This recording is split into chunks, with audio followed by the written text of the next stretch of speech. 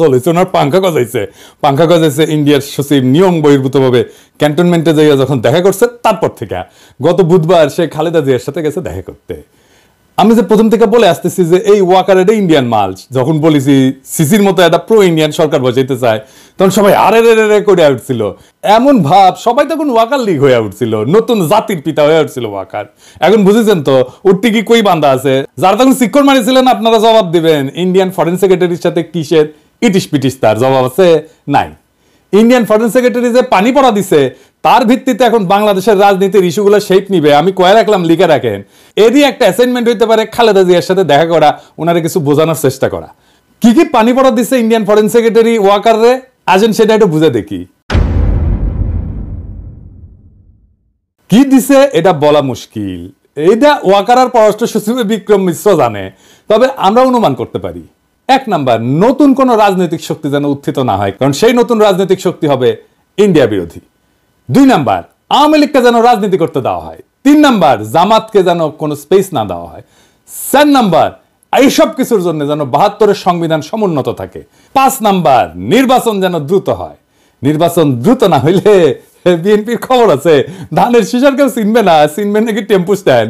যাই হোক, এমনিতে বিএনপি আমার উপরে বিলা, আরো বিলা হোক সেটা চাই না। তাইলে যা যা ঘটতেছে রাজনৈতিক মহলে সেই সব এই লাইন বরাবর না। এবার বুঝেছেন তো কার্তিকি কই বান্দা, ইন্ডিয়া মারিচ্ছে উটি থেকে আর লাশ পড়িচ্ছে ইটি।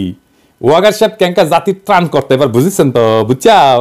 এইবার আসেন সংবিধান নিয়ে আলাপ করি। ৭২-এর সংবিধানের মধ্যে কি পাইছে বিএনপি, এটা রাখাই লাগবি। একটা রিল দেখেছিলাম ফেসবুকে, দেখি গুটাইতে যে মায়ের কাছে এক পোলা এক মাইয়া নিয়ে আসছে, তো কইছে যে এটা আমার বউ, তো মা কইছে কি আছে এর মধ্যে, তো পোলা কয় ওর মধ্যে তো নাতি আছে। দেখেন ও মা, মা হ্যাঁ বলছি আমি বিয়ে করেছি, এইটা তোমার বউ। মা এই মেয়ে হবে আমার বাড়ির বউ? কি আছে এই মেয়ের মধ্যে? ওর মধ্যে তোমার নাতি আছে।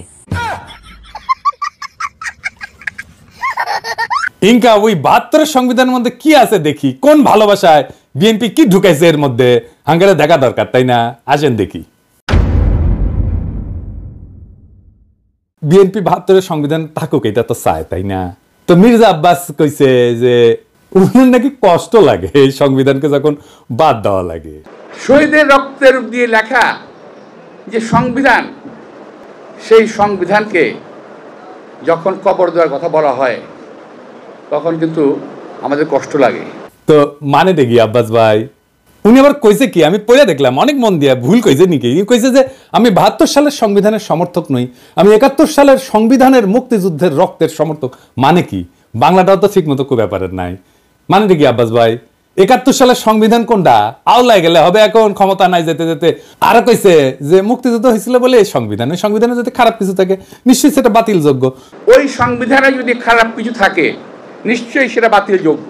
তো আব্বাস ভাই কি খারাপ জিনিস আছে সংবিধানে, আপনি তো কইছেন যদি থাকে, তাহলে কি খারাপ জিনিস আছে সেটা বলেন, কি বাতিল করবেন সেটা বলেন।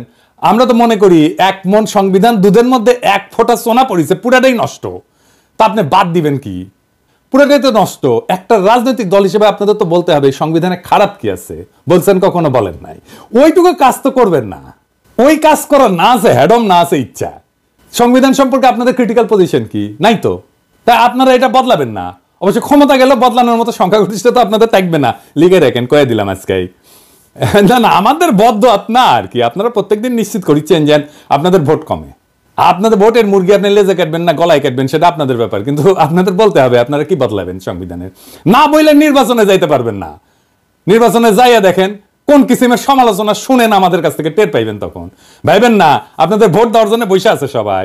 না, ওই দিন বাগে খাইছে কেন, আপনাদের ভোট ব্যাংক বাগে খাইতেছে সেটা আমি আলাপ করবনি, দেখাই দিমুনি কেন আপনার ভোট ব্যাংক বাগে খাইতেছে। খুব মনে করেন যে মার্কা দেখে চাপ্পা দিবে, ওই দিন গেছে।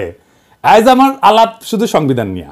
আবার রিজিভ ভাই কইছে যে সংবিধান বাতিল মানে নাকি মুক্তিযুদ্ধকে অস্বীকার করা। উনি কাইন্দে শেষ মুজিবের ছবি কেন নামানো হয়েছে দেখেন। শেখ মুজিবের ছবি নামানোটা উচিত হয়নি। খন্দকার মোস্তাক নামিয়েছিলেন, জিয়াউর রহমান তুলেছিলেন। ইতিহাস আপনার নির্ধারণ করবে, বিচার করবে, তো সেই বিচারের ভার থাকলো, জনগণ বিচার করবে। কিন্তু আমাদের জাতীয় জীবনের, জাতীয় ইতিহাসের আন্দোলনে যার যতটুকু অবদান সেটা স্বীকার করা হোক। আমরা আওয়ামী লীগের মতো সংকীর্ণ নই, আমরা ছোট মনের প্রচার দেব না। এই জন্যই বলছি শেখ মুজিবের ছবি